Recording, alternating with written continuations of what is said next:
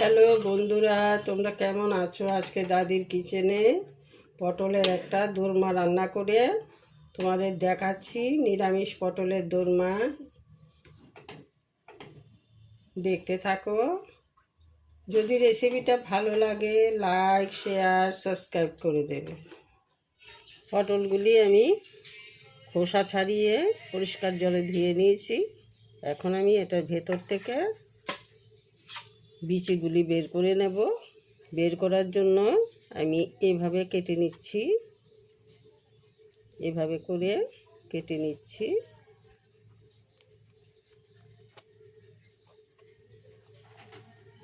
কেটে আমি এটার ভেতর থেকে বিচিগুলি বের করে নিচ্ছি।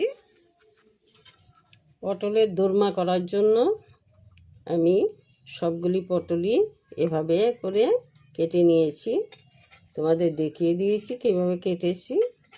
এভাবে করে মিডলে আমি কেটে নিয়েছি, বিচিগুলি ছাড়িয়ে নিয়েছি। সবগুলি পটলের বিচি আমি ছাড়িয়ে নিয়েছি। অনেকে অনেকভাবে কাটে, কিন্তু আমি এইভাবেই কেটে দেখালাম তোমাদের, তাতে সুবিধা হয়। পটলের দোরমা করার জন্য আমি প্রথমে পটলটাকে ভেজে নিচ্ছি।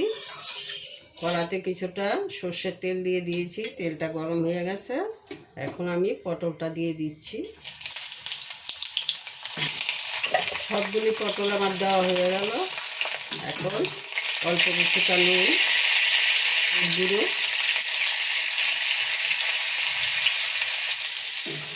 তোমরা যখনই পটলের দোরমা করবে পটলটাকে একটু ভেজে দেবে, তবে পটলের মধ্যে থেকে কাঁচা গন্ধটা চলে যাবে, খেতে দারুণ টেস্টি হবে। পটলটা আর ভাজবো না, নামিয়ে নেব। নামিয়ে ঠান্ডা করে ওটার মধ্যে পুর ভরে নেব। তার জন্য আমার পুরটা তৈরি করতে হবে। পুরটা কী করে তৈরি করছি তোমরা দেখতে থাকো। এখন পটলটা নামিয়ে নিচ্ছি, ভাজাটা আমার হয়ে গেছে। পুরটা করার জন্য এখানে কড়াতে তেল দিয়ে দিয়েছি, তেলটা গরম হয়ে গেছে। এখানে গোটা জিরে দিয়ে দিচ্ছি।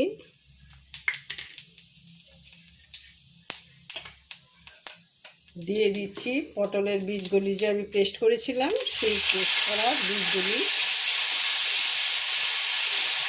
আমি পেস্ট করে নিয়েছিলাম, সেগুলো দিয়ে দিচ্ছি।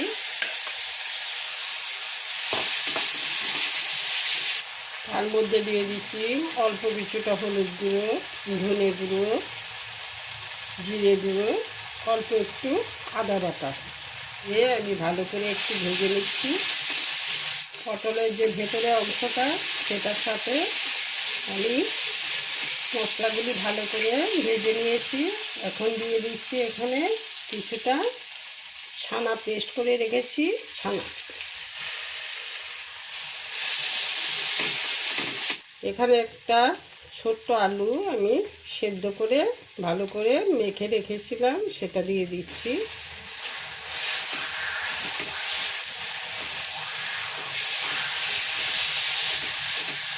দিয়ে দিচ্ছি অল্প পরিমাণ চিনি, টেস্টটা ভালো আসবে। তবে এই পুরটা ডোর মতো করে একটু শক্ত করে নিতে হবে, যাতে পটলের ভেতরে গিয়ে এটা ভেজা ভেজা না হয়ে যায়, শক্ত থেকে যায়। এইভাবে করে নিতে হবে। তাই এটা ডোর মতো করে নিলাম। এখন হয়ে গেছে আমার পুরটা, নামিয়ে নেব। পটলটা আর পুরটা একটু ঠান্ডা করতে দিয়েছি। ঠান্ডা হলে আমি পটলের মধ্যে পুরটা ঢুকিয়ে নেব।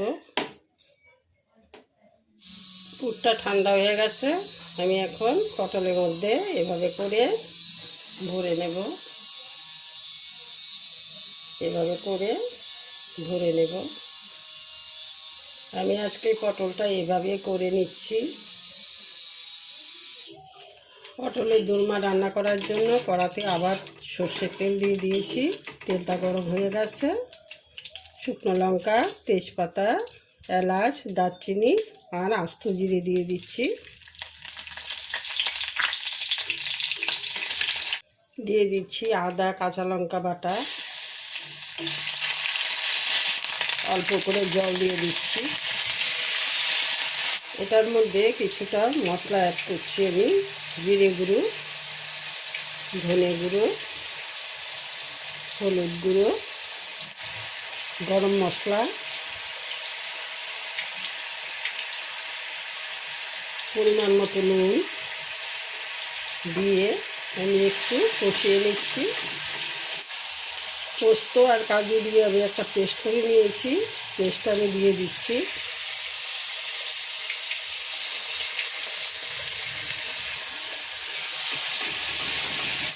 পোস্ত আর কাজুটা আবার কষানো হয়ে গেছে, তেল ছাড়তে শুরু করেছে।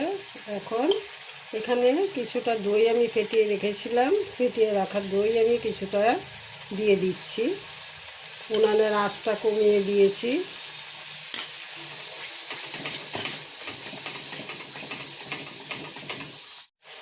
যেহেতু এটা নিরামিষ পটলের দোরমা, তার জন্য একটু মিষ্টি দিতে হবে, তাতে সবজির ব্যালেন্সটা খুব ভালো আসে।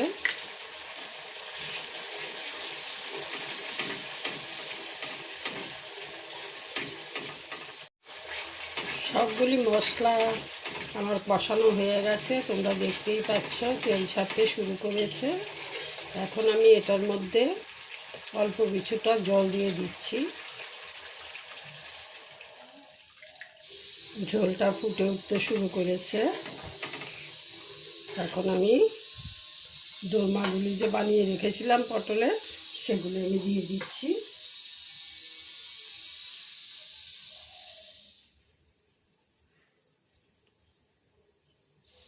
যেহেতু আমি লম্বা করে কাটিনি, মাঝখান দিয়ে কেটেছি, তার জন্য মাঝখানটা উপরে দিয়ে দিয়েছি আর উল্টো দিকটা নিচের দিকে দিয়েছি। 2 মিনিট মতো ঢেকে নেব। পটলটা একটু সেদ্ধ হবে। ঢাকনাটা তুলে নিচ্ছি।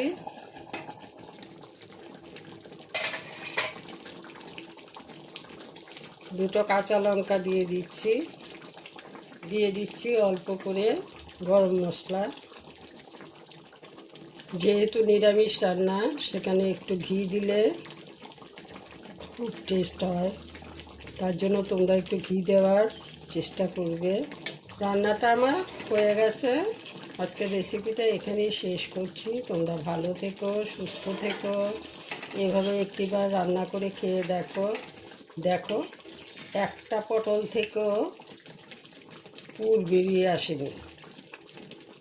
আজকে আমি লম্বা করে কাটিনি, আজকে আমি এভাবে কেটেছি। দেখো, একটা পটল থেকেও পুর বেরিয়ে আসেনি।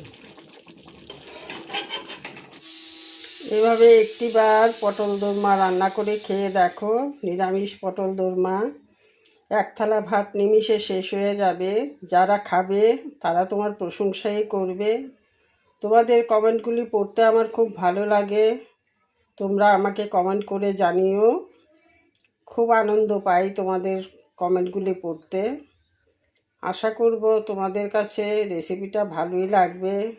তোমরা যারা যেখান থেকেই দেখছো, তোমরা কমেন্টে জানাবে কে কোথা থেকে দেখছো।